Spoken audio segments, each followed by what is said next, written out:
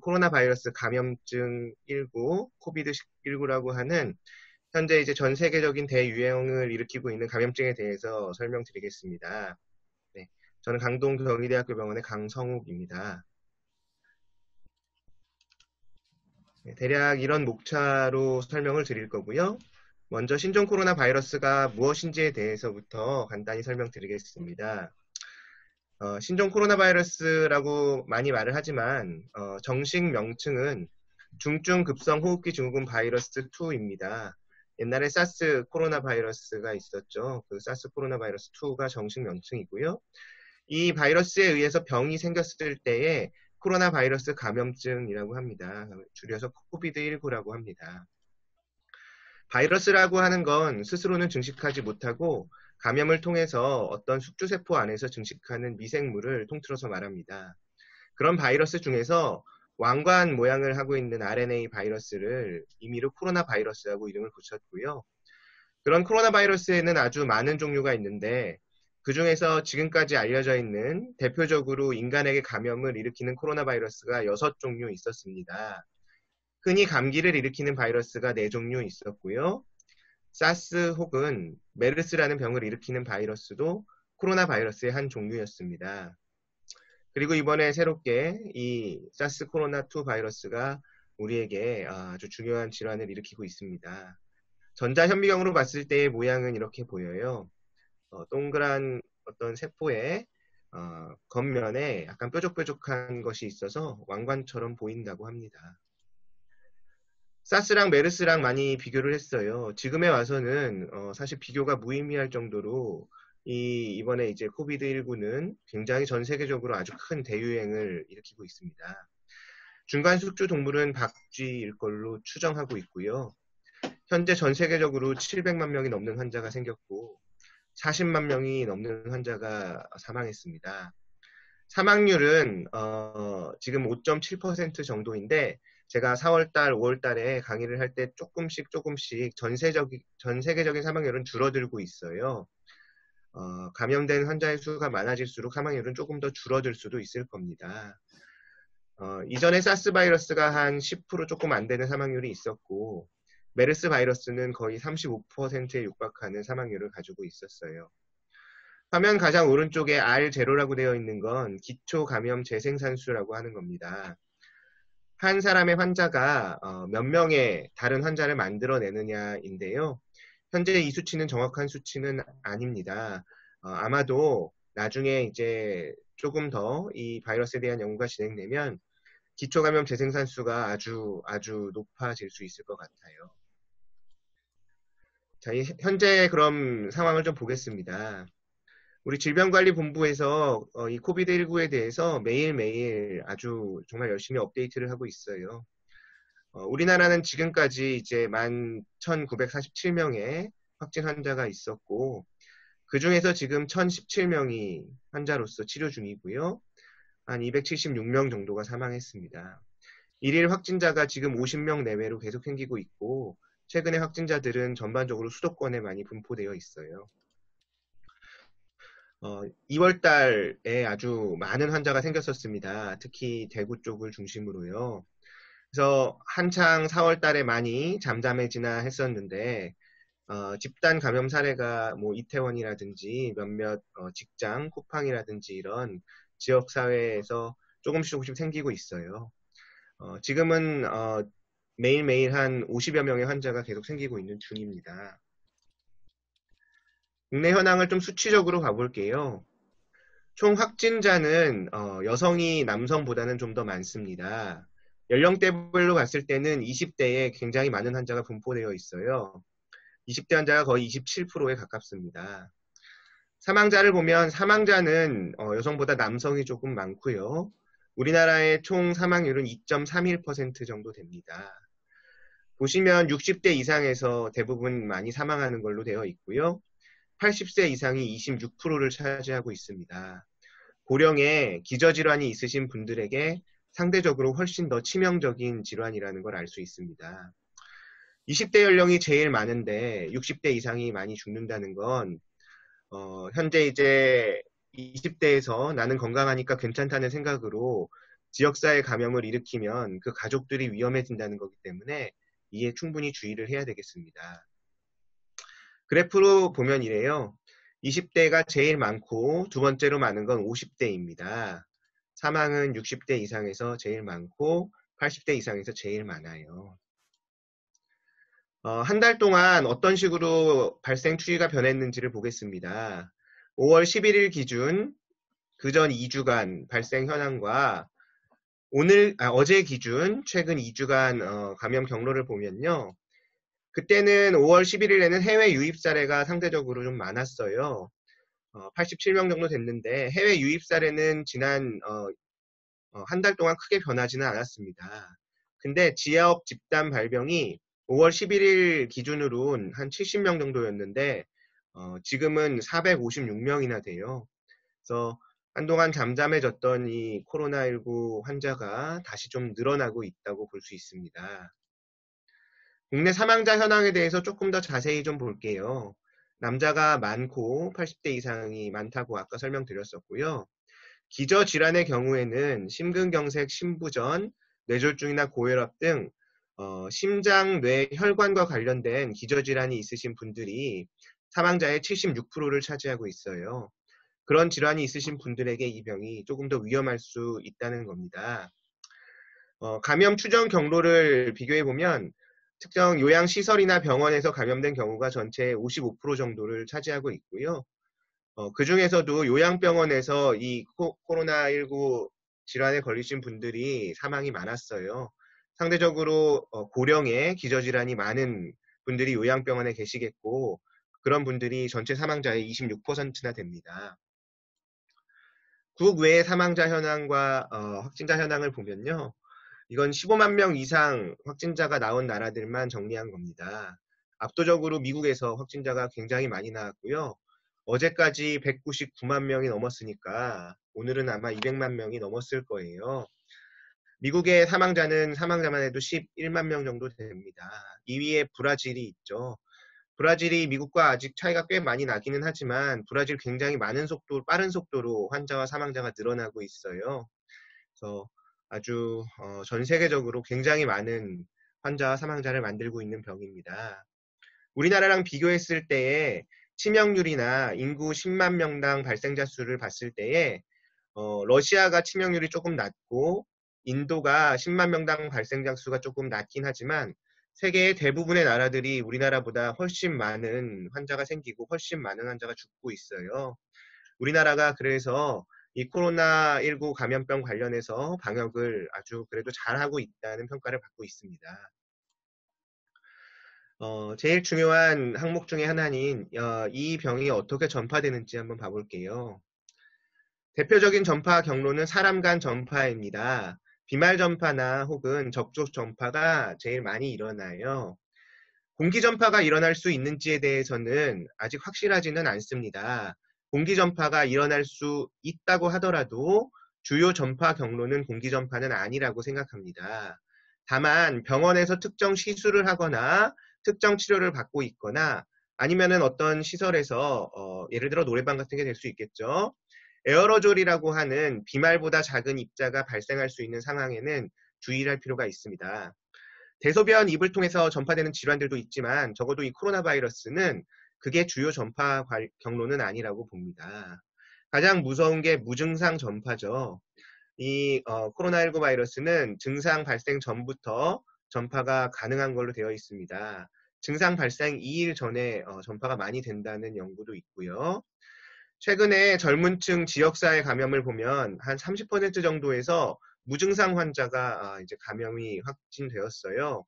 그래서 증상이 없다고 해서 현재 안심할 수 있는 상황은 아닙니다. 그런 전파에 대한 이제 어떤 논문을 보면요. 이 전파에 있어서 이 바이러스의 잠복기가 굉장히 중요한데요. 잠복기가 한 5.1일 정도 되고 한 97% 이상 환자에서 적어도 평균 11일, 적어도 한 15일 정도 안에는 증상이 시작된다고 해요. 이 데이터를 기준으로 우리가 현재 14일 격리하는 것이 과학적으로 타당하다라는 결론을 내리고 지속적으로 의심되는 환자를 14일 격리하고 있습니다. 이런 어떤 물질에서 이 코로나 바이러스가 살아남을 수 있는가, 얼마나 살아남을 수 있는가에 대해서도 주의를 기울이고 있어요. 코로나 이전 코로나 바이러스와 이번에 이 코로나2 바이러스가 실험실 환경에서 여러 가지 물질에서 살아남는 시간을 비교해 봤을 때에 두 바이러스 간의 생존 시간은 굉장히 비슷하게 나왔어요. 에어로졸이라는 형태에서는 대략 3시간 정도까지 생존이 가능했고, 플라스틱에서 가장 오래 살아남는 경향을 보였는데, 플라스틱에서도 72시간이 지나면 급격히 바이러스가 많이 떨어지는 걸 보였습니다. 다만 이건 실험실 환경이기 때문에 실제 환경에서는 이보다 훨씬 바이러스가 잘 살기가 어려울 거예요. 그럼에도 불구하고 이 코로나 바이러스와 코로나2 바이러스의 유행 양상이 굉장히 다르고, 예전 코로나 바이러스에 비해서 이번 코로나19 바이러스는 정말 많은 환자를 일으키고 있는데요. 그렇게 유행 양상이 다른 이유에 대해서는 아직까지는 확실하게 밝혀져 있지는 않습니다. 여러 연구자들은 이번 코로나19 바이러스가 상기도에 더 많이 분포되어 있거나 무증상 감염을 잘 일으키거나 혹시 비말이나 접촉 말고 다른 경로를 통해서도 전파시켜서 이렇게 유행 양상이 다르지 않을까 추정은 하고 있어요. 최근 6월 1일 날 발표된 논문입니다. 사회적인 거리 두기와 마스크 혹은 이렇게 눈을 보호하는 실드 같은 것들이 정말 효과가 있는지에 대해서 아주 많은 논문들을 비교 분석해 봤어요. 16개의 나라에서 172개 관찰 연구를 통해서 2만 5천여 명의 환자 자료를 분석해 봤더니 물리적 거리가 1m 이상일 때, 1m 미만일 때보다 약 80% 전파 위험이 감소된다고 합니다. 거리가 멀어지면 멀어질수록 위험은 더 감소하고요. 마스크나 눈 보호 장비가 있는 경우에도 전파 위험을 크게 감소시킬 수 있기 때문에 현재 하는 것처럼 사회적 거리를 두고 마스크나 다른 보호 장구를 잘 사용하는 것이 코로나19에서 전파를 막는 데 아주 중요할 것이라고 생각합니다. 이런 전파와 관련돼서 현재 날이 더워지고 있고 여러 가지 벌레들도 생기고 이러고 있어요. 그런 부분에 대해서 몇몇 요점을 짚어드리면 지역사회 감염은 계속 주의해야 됩니다. 언제 어디에서 감염되었는지 역학적 연관성이 확인되지 않은 감염을 지역사회 감염이라고 하는데 이런 지역사회 감염이 점점 늘어나고 있어요. 이제는 정말 어디에서 우리가 이 병을 얻었는지 찾아내기가 참 힘든 경우가 많습니다. 아직까지는 모기 등 곤충에 의한 전파는 확인되지 않고 있고요. 많은 전문가 의견도 이런 모기가 우리 코로나19를 전파시키는 건 너무 희박한 가정을 많이 해야만 가능한 일이기 때문에 크게 걱정하지 않아도 된다고 해요. 날이 많이 더워지니까 선풍기나 에어컨 같은 것들을 많이 사용할 수밖에 없게 되는데요. 현재는 이 사용과 관련해서 이 바이러스의 전파가 얼마나 악화되는지에 대한 정확한 연구가 있지는 않습니다.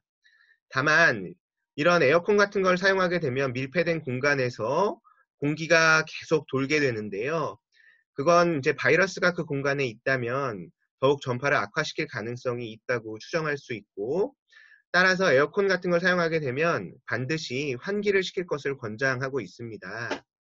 어떤 연구에서는 에어컨 이제 환기를 시킬 때에 학교에서 50분 정도 수업을 하면 10분 정도 환기를 시키는 것이 올바른 사용법이라고 하고, 환기를 시킬 때는 운동장 쪽 창문만 여는 게 아니라 양쪽 창문을 다 열어서 공기가 순환을 외부화할 수 있도록 만드는 게 중요하다고 해요. 여기에 대해서는 과학적인 근거가 아직 확실히 있는 건 아닙니다. 다만 밀폐된 공간에서 공기가 계속 도는 환경이 생기지 않도록 하는 게 좋을 것 같아요. 최근 이제 고위험 시설에서 지역사회 감염이 계속 일어나고 있어서 지금 이제 국가에서는 그런 것들을 막기 위해서 몇몇 고위험 시설에 대해서 전자 출입 명부를 도입하려고 하고 있습니다.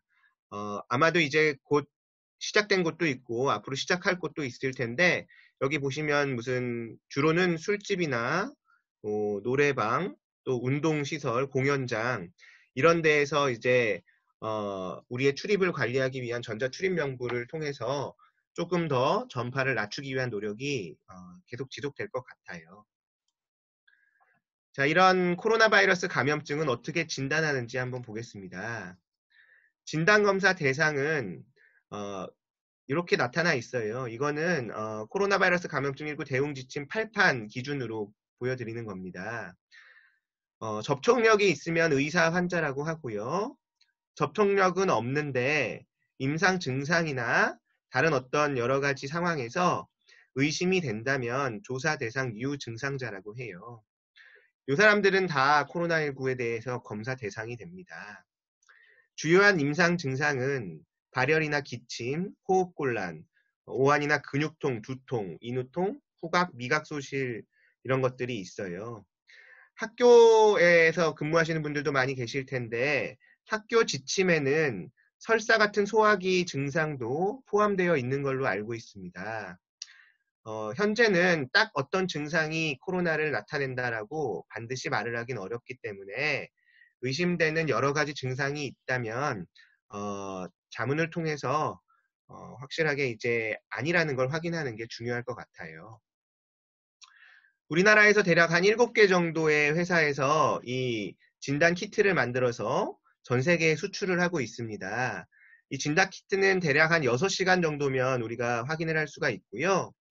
의사가 검사 결과를 확인하기 위해서 검사를 내고 그 결과를 다시 확인할 때까지의 시간을 턴어라운드 타임이라고 해요. 검사 시간뿐만 아니라 검체가 전달되고 모인 검체를 검사하고 이런 여러 가지 절차가 있기 때문에 검사 자체는 6시간이면 되지만 보통 병원 환경마다 다르지만 한 하루에서 이틀 정도 안에는 대부분 검사 결과를 의사 선생님이 확인할 수 있게 될 거예요. 주로 이제 상기도 검체를 우리가 채취하게 됩니다. 검사하시는 분은 반드시 적절한 보호장구를 착용해야 하고요. 검사 후에 이런 보호장구를 벗을 때 특히 접촉하지 않도록 조심을 해야 돼요. 검사는 해보신 분도 있을 겁니다. 코 쪽으로 또 입 쪽으로 2개를 다 채취를 해요. 검사 초기에는 하나의 이제 면봉으로 2개를 다 채취해서 위생적으로도 조금 불편한 감이 있었는데 지금은 2개의 면봉으로 코와 입을 따로 채취하기 때문에 그런 것들은 이제 크게 문제는 안 되고요. 검사해보신 분은 아시겠지만 좀 꽤 불편해요. 굉장히 깊숙이 넣어서 검사를 해야 제대로 된 검사가 될 수 있습니다. 코끝이나 입 앞쪽에서 이렇게 째깍째깍 검사하면은 제대로 된 검사가 진행되지 않아서 검사하시는 분이 검사 방법을 잘 숙지하는 게 검사 정확도를 높이는 데 굉장히 중요합니다. 치료에 대해서 이제 많은 연구들이 진행되고 있어요. 최신 업데이트된 부분도 치료 부분이 굉장히 많습니다. 한번 살펴볼게요. 진료 지침을 미국의 여러 학회들에서 만들고 있는데 제가 오늘까지 확인한 바에 따르면 미국 국립보건원에서만 지금 최신 업데이트를 내고 있어요. 그래서 제가 그걸 좀 참고해서 치료에 대해서 조금 더 이야기를 나눠볼까 합니다. 치료에 대해서 요약해보자면 기본 치료는 증상에 따라서 이제 대증적 치료라고 해서 증상에 맞춰서 그냥 치료하는 거예요. 무증상이나 경증 환자에서는 특정 약제를 절대 권장하지 않습니다. 이런 코로나에 의해서 관련이 있을 거라고 추정되는 약제들 중에 대표적인 심장 질환을 치료하는 약제들이 있는데요. 드시지 않았던 분들이 따로 처방받아서 드실 필요는 없어요. 기존의 심장 질환으로 그런 약제들을 복용하시던 분들은 그냥 유지하시면 됩니다. 천식이나 이런 호흡기 질환이 있으신 환자분들이 아무래도 이게 급성 감염을 통해 호흡기 증상을 일으키기 때문에 더 걱정하시는 부분이 많은데요. 지금까지 많은 연구 결과에서는 천식 자체는 이 코비드19의 위험인자나 불량한 예후인자가 아니에요. 천식 환자의 경우엔 기존에 쓰시던 흡입제나 약제를 그대로 유지하시면 됩니다. 최신 약물 지침을 보면요. 대표적인 약은 이제 렘데시비르라는 약이에요.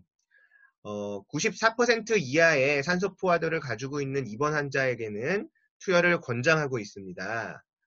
혹은 기계 환기, 인공호흡기를 달았다는 얘기고요.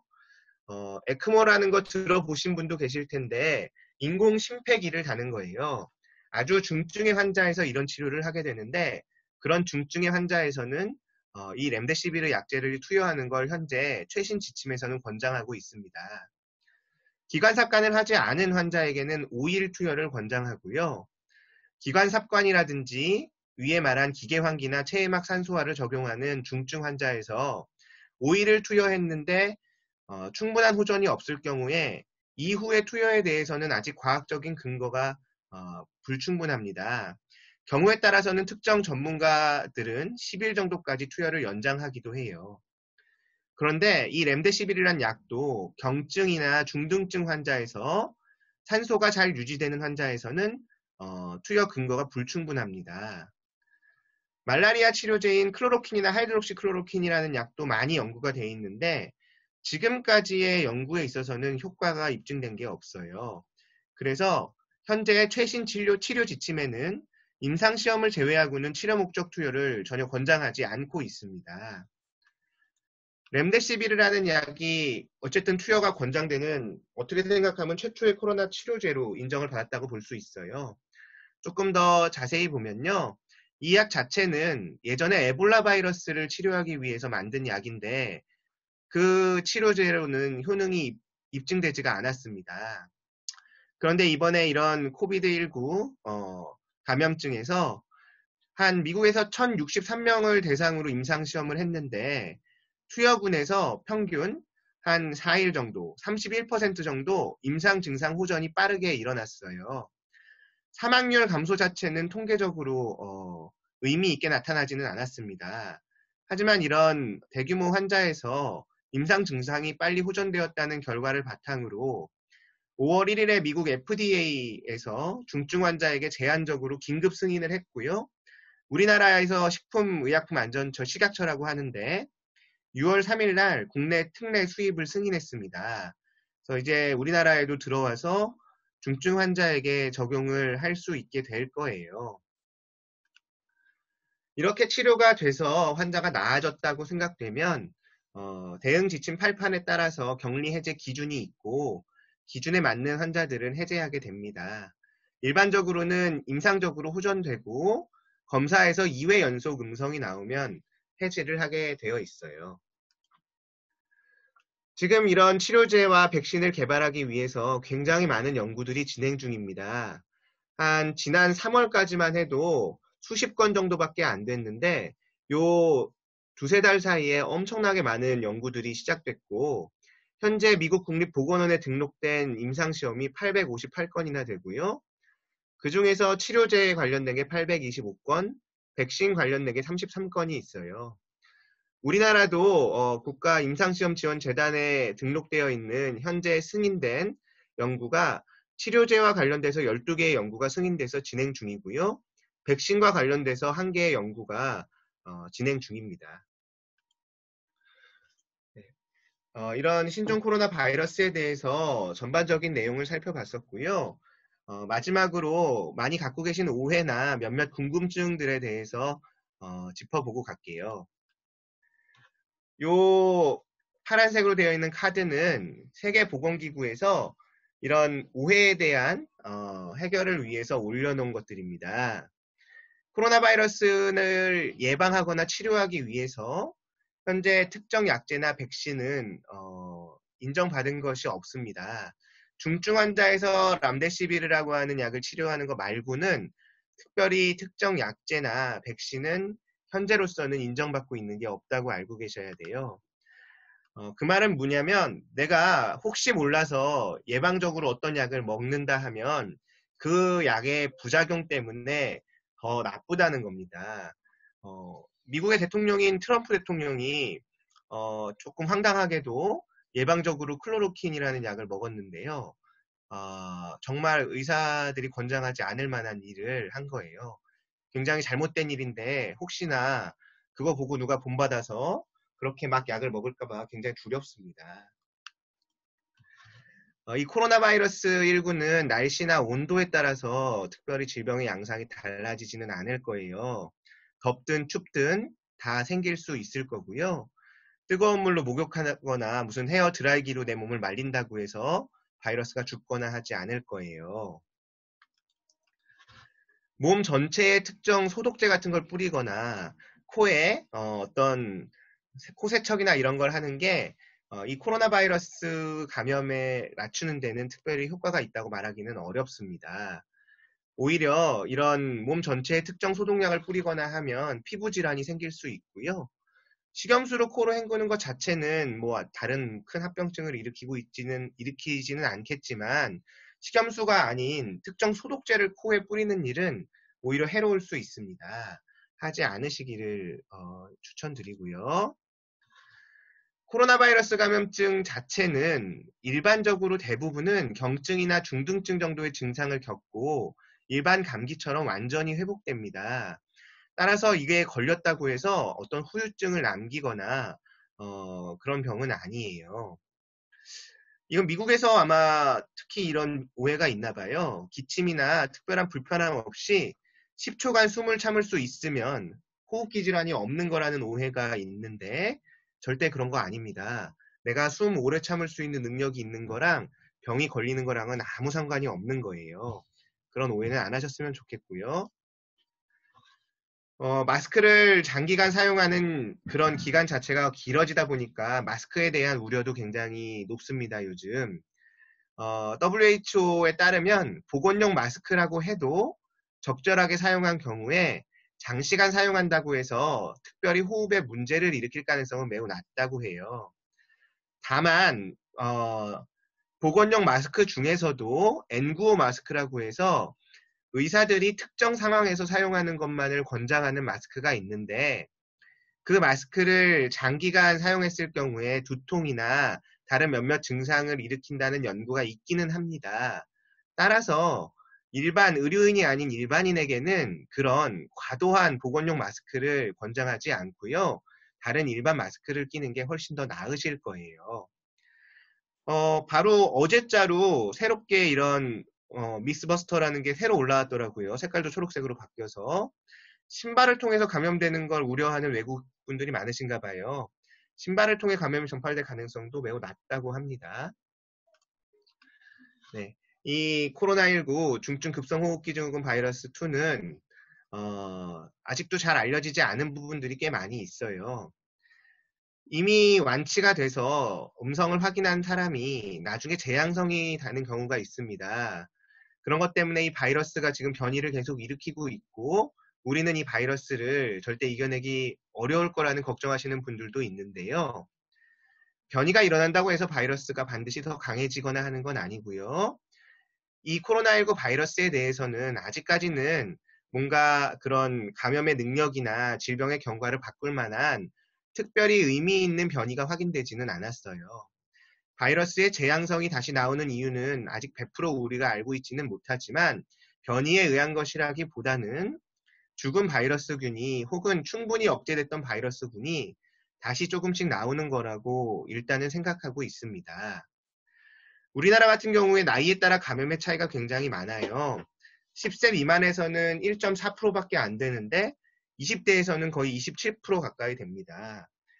나이에 따라서 면역력이라든지 이걸 이겨낼 수 있는 특정 능력이 다른지는 아직까지는 확인되지 않았어요. 그보다 더 중요한 건 집단 감염과 관련된 역학적 연관성 때문에 우리나라에서 20대에 지금 좀 더 많은 것 같고요.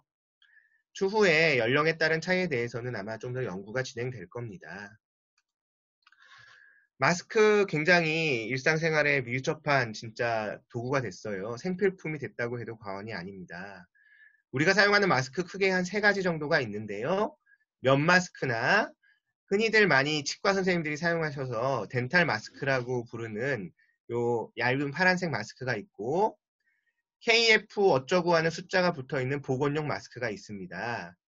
각각 마스크는 보건환경연구원의 연구에 따르면 비말 차단율이 면 마스크 같은 경우에는 한 20%, 덴탈 마스크 같은 경우에는 한 6, 70%, 그리고 보건용 마스크는 비말보다도 작은 입자를 더 많이 차단할 수 있는 마스크예요.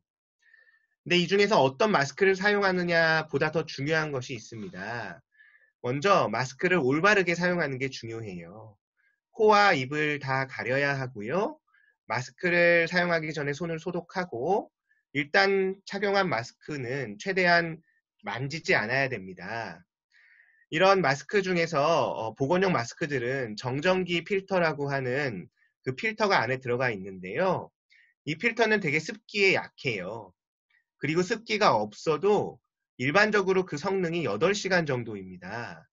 그러니까 보통 요새 마스크를 하루에 여러 개씩 끼지 않고 보건용 마스크 하나 끼면 하루 종일 끼신다면 8시간 정도 지나면 이 보건용 마스크는 그냥 덴탈 마스크나 별 차이 없어지는 거예요. 덴탈 마스크나 다른 마스크도 마찬가지입니다. 장시간 사용하게 되면 그 성능이 굉장히 떨어지게 되어 있어요. 이런 것들을 정말 마스크가 부족할 때는 재사용하셨던 적도 있으시겠죠?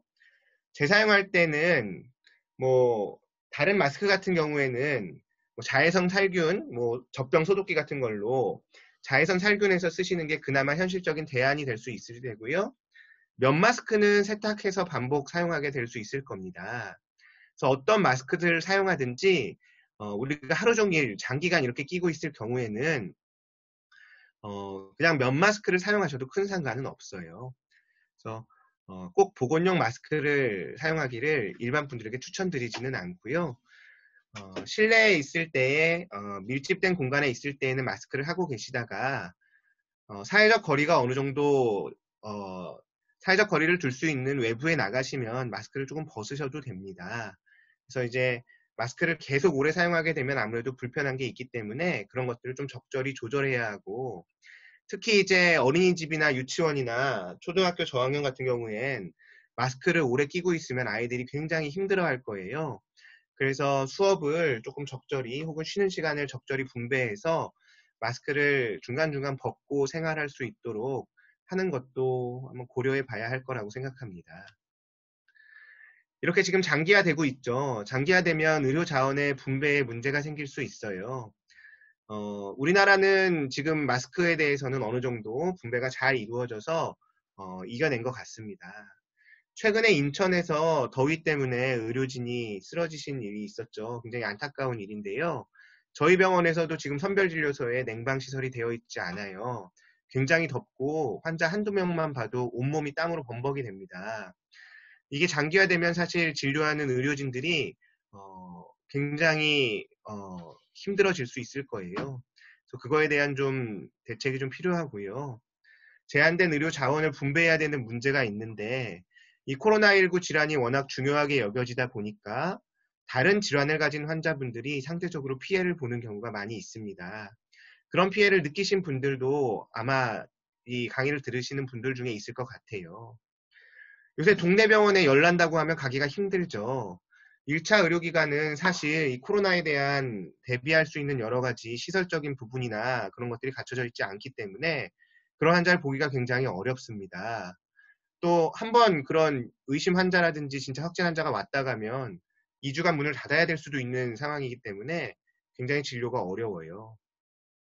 또 이 코로나19 이외의 다른 질환에 의해서 중증 질환을 갖고 있는 환자에게는 시간이 제일 중요한데, 이 코로나를 확인하는 시간 동안 충분한 치료가 이루어지지 않을 위험성이 항상 존재합니다.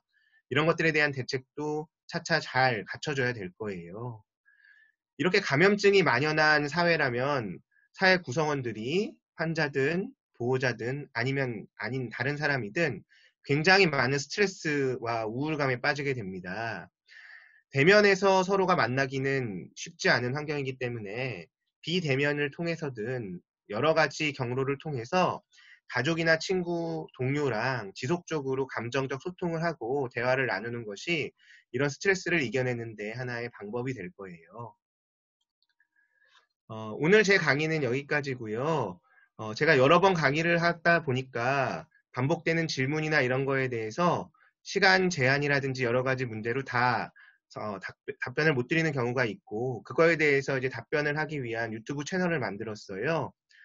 현직 기자 친구와 같이 짧게 한 5분 정도의 동영상을 만들어서 질의응답 형식으로 우리 강의 들으신 분들이 궁금해한 내용 중에 제가 답하지 못한 부분을 동영상으로 올릴 예정입니다. 추후에 시간이 되시면 이쪽에 들어오셔서 그걸 확인하시는 것도 좋을 것 같아요. 네, 강의는 이걸로 마치겠고요.